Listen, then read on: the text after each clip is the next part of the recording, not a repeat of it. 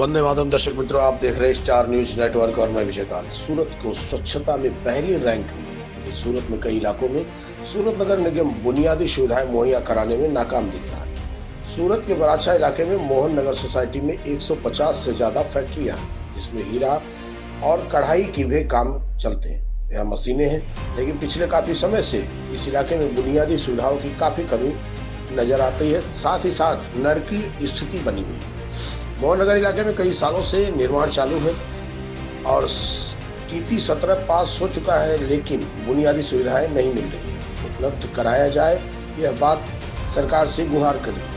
इस इलाके में लंबे समय से सीवरेज बढ़ रहा है। आसपास के सोसाइटी सीवरेज कनेक्शन के मोहन नगर से जोड़ने वाली सीवरेज के पानी सड़क पर बहते नजर आ रहे हैं। स्थानीय लोगों में काफी आक्रोश है। सिर्फ इतना ही नहीं, बल्कि स्थानीय पार्षद कारपोरेटर द्वारा बार बार कहने के बावजूद सूरत नगर निगम के अधिकारियों को बात नहीं मानने का समाधान नहीं मिल पा रहा है। ये बात आखिर क्यों नहीं मान रहे और ऐसी नरकी स्थिति में लोगों को क्यों ढकेल रखा है, इसका जवाब म्युनिसिपल कॉर्पोरेशन अधिकारियों को देना चाहिए।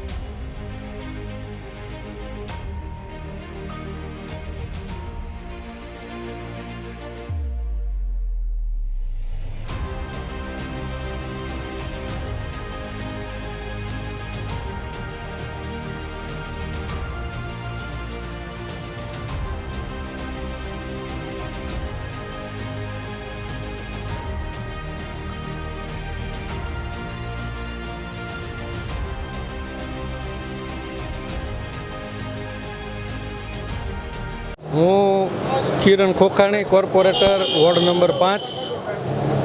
આ મોહનનગર એટલે વરાછાનું હૃદય કહી શકાય। અહીંયા હારા શેઠિયાના જન્મ અહીંયા થયા છે। 30 થી 35 વર્ષ જૂની અહીંની લાયન છે। અવારનવાર આ ગેમજીભાઈ કોરાટ અને એની જે સમિતિ મોહનનગર સોસાયટીની છે, ઘણી વખત અહીંયા રૂબરૂ મને બોલાવે છે, હું આવું પણ છું।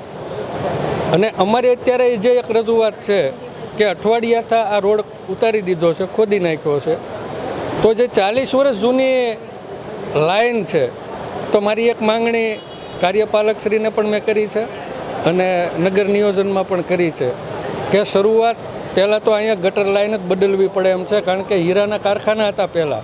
એટલે હીરામાં સમજી લો કે હીરાની સાફ સફાઈ માટે એસિડિક પાણીનો ઉપયોગ થતો હોય, એટલે લાઈન તો જ્યાં પણ ખોદે ત્યાંથી લીકેજ છે જ।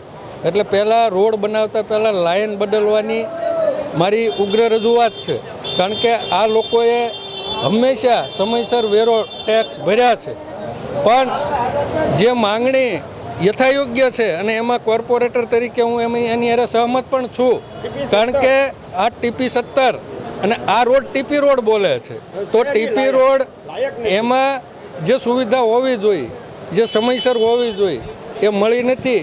ત્યારે સોસાયટી વતી અમે મેયર સાહેબને પણ રજૂઆત કરી, બધા સાથે લઈ જાય।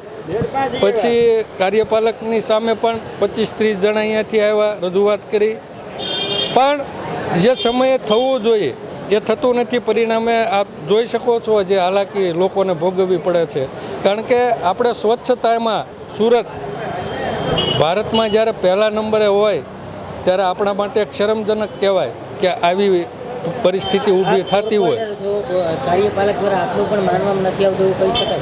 માનવામાં નથી આવતું એવું નથી, પણ એની પ્રોસિજર જે છે તે અટપટી છે। પણ મારું માનવું એવું છે કે અમુક બાબત એવી હોવી જોઈએ કે જેને ઇમરજન્સી ધોરણે લેવી જોઈએ, કે જેનાથી કે આમાં તમે પેપરના જે કાંઈ એની કાર્યરીતિ આવતી હોય એમાં 15 દિવસ નીકળી જતો હોય, મહિનો નીકળી જતો હોય, પણ આવા કોઈ કેસ આવતા હોય તો એમાં મારું માનવું છે કે આને ઇમરજન્સી ધોરણે લેવું જોઈએ। आगे की जानकारी के लिए बने रहे, देखते रहे स्टार न्यूज नेटवर्क। जय हिंद, जय भारत।